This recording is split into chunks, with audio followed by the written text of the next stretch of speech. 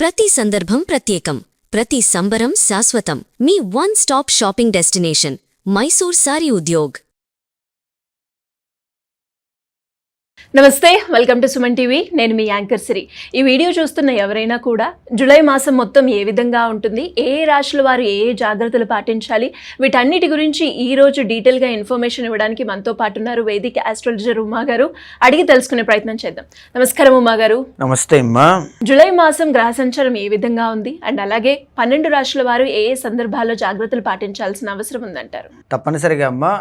ముందుగా జూలై మాసంలో గ్రహాల యొక్క ట్రాన్సిట్స్ అనేటువంటివి ఎప్పుడెప్పుడు ఏ గ్రహాలు ఎక్కడెక్కడ ట్రాన్సిట్ అవుతున్నాయో మనం చూద్దామండి. ఆ తర్వాత సిరీస్ ఆఫ్ వీడియోస్లో ప్రతి రాశికి ఏ విధంగా ఉండబోతుందో చెప్పుకుంటూ వెళదామమ్మా.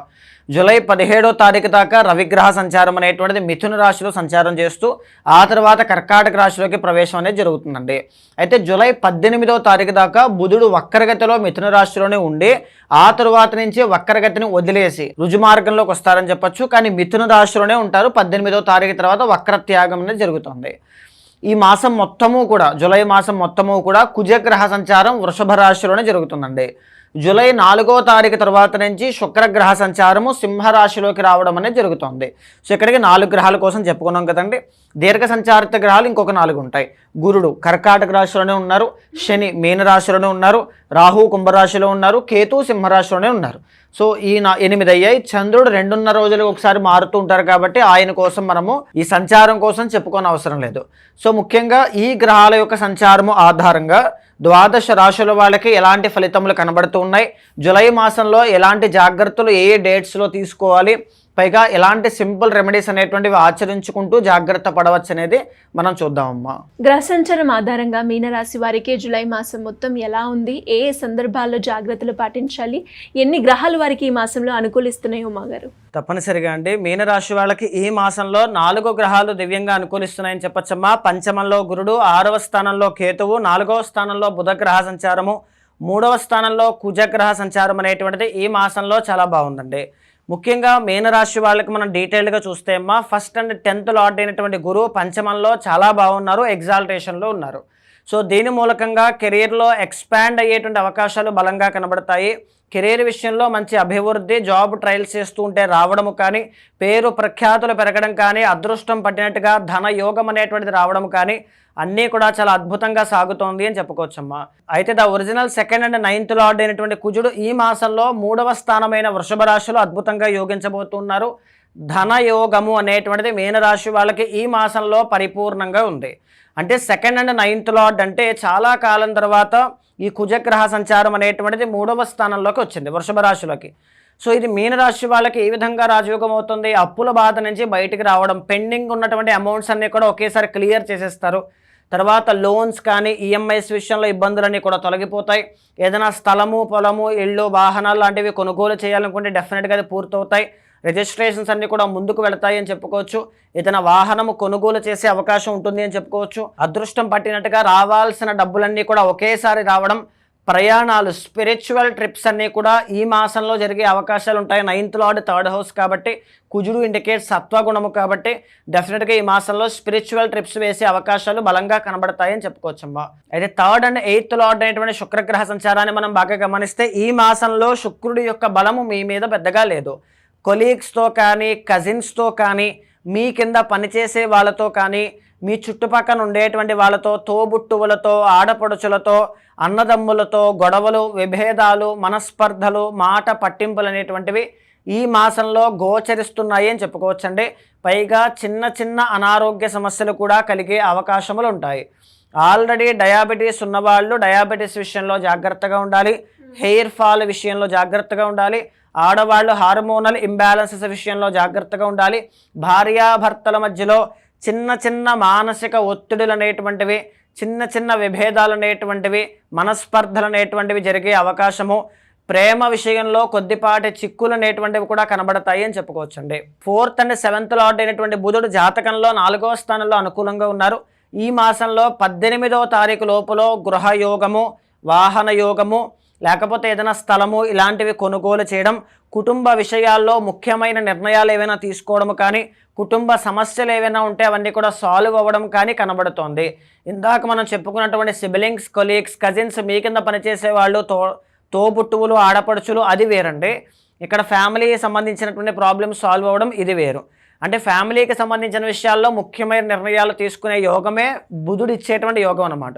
ఇది చాలా బాగుంది. వ్యాపారస్తులకి వ్యాపారం గ్రో అవుతుంది, ఎందుకంటే 7th లార్డ్ అయినటువంటి బుధుడు చాలా బాగున్నారు కాబట్టి వ్యాపారం గ్రో అవ్వడం కానీ, లాభాలు ఎక్కువగా చూడడం కానీ, వ్యాపారంలో ముఖ్యమైన నిర్ణయాలు ఏమైనా తీసుకోవడం కానీ, పార్ట్నర్షిప్ వ్యవహారాలన్నీ కూడా జోరుగా ముందుకు వెళ్ళడం కానీ ఇలాంటివన్నీ కూడా కనబడుతూ ఉంటాయి. పంచమంలో గురుగ్రహ సంచారం చాలా బాగుంది. సంతాన ప్రాప్తి, సంతాన యోగం అనేటువంటిది ఉంది. అయితే 4వ స్థానంలోంచి రవి 5వ స్థానంలోకి 17వ తారీఖు తర్వాత ఎంటర్ అవుతారు. మనం బాగా గమనిస్తే ఈ మాసంలో వీళ్ళకి రవి బలం అనేటువంటిది లేదు. పనుల్లో ఆటంకాలు కొద్దిగా పెరగడం, తలనొప్పులు, నిద్రలేమి, లేకపోతే కొద్దిగా బద్ధకాన్ని ఎక్కువగా చూడడం, ఇలాంటివి చూడడంతో పాటుగానే తండ్రి యొక్క అనారోగ్య సమస్యలు కొద్దిగా చూసే అవకాశాలు ఈ మాసంలో కనబడతాయండి. పంచమంలోకి రవి ఎంటర్ అయిన తర్వాత సంతానము, ప్రేమ, హయ్యర్ ఎడ్యుకేషన్ విషయంలో కొద్దిపాటి సమస్యలు అనేటువంటివి కనబడతాయని చెప్పొచ్చు. ఆరోగ్యం విషయంలో మీనరాశి వాళ్ళు ఈ మాసంలో కొద్దిపాటి జాగ్రత్తలు ఖచ్చితంగా తీసుకోవాలి. శుక్ర బలం అనేటువంటిది, రవి బలం అనేటువంటిది లేదు. తప్పనిసరిగా ప్రతి ఆదివారము శ్యామల దండకాన్ని చదువుకోవడం కానీ, బెల్లము దానంగా ఇవ్వడము కానీ తప్పనిసరిగా చేయాలి.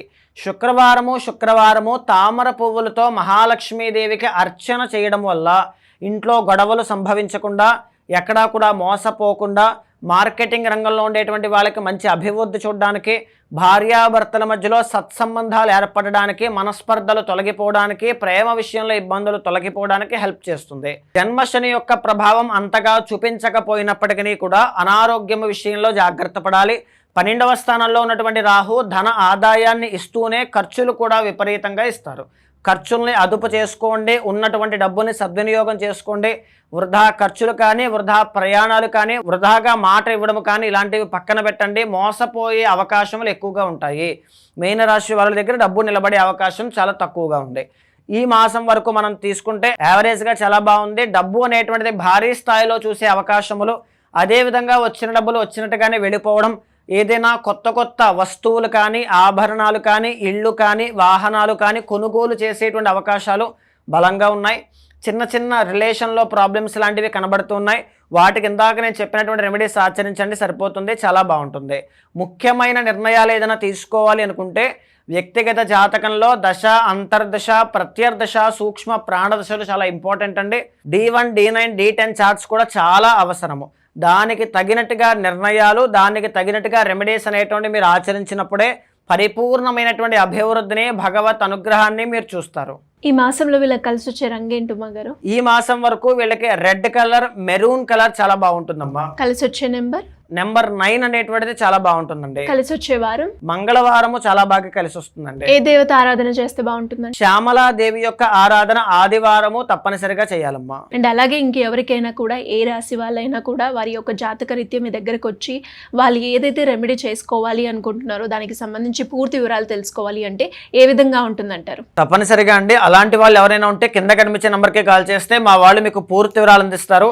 ముందుగా ఏంటి అంటే గోచారం అనేటువంటి దాంతో పాటుగా మీ వ్యక్తిగత జాతకం చూసుకోవాలి. అక్కడ మీకు ఉన్నటువంటి D1, D9, D10 చార్ట్స్ కానీ, దశ, అంతర్దశ, ప్రత్యర్దశ, సూక్ష్మ ప్రాణదశల్లో ఏ పొజిషన్లో ఉన్నారనేటువంటిది, మీరు పడేటువంటి కష్టము కానీ, మీకుండేటువంటి క్వశ్చన్ మార్క్స్ కానీ అవన్నీ కూడా ఎప్పటి వరకు ఉంటాయనేటువంటిది క్లియర్ కట్గా ఉంటుంది. ఆయుష్ ఎంత ఉంది, వివాహ బలం ఎంత ఉంది, అన్నీ కూడా దానికి తగిన రెమెడీస్ అనేటువంటివి చాలా అవసరం అండి. సో అలాంటి వాళ్ళు ఎవరైనా ఉంటే మీకు కింద కనిపించిన నెంబర్కి కాల్ చేస్తే మా వాళ్ళు మీకు పూర్తి వివరాలు అందిస్తారు. మీ జాతకాన్ని చూసిన తర్వాత గోచారంతో సమన్వయం చేస్తూ ఏదైనా దోషాలుంటే శాంతి పరిహారములు ఆచరింపచేసి భగవత్ అనుగ్రహం కలిగేలా చేస్తాను. థ్యాంక్ యూ గారు, థ్యాంక్ యూ సో మచ్. నమస్తే అమ్మా.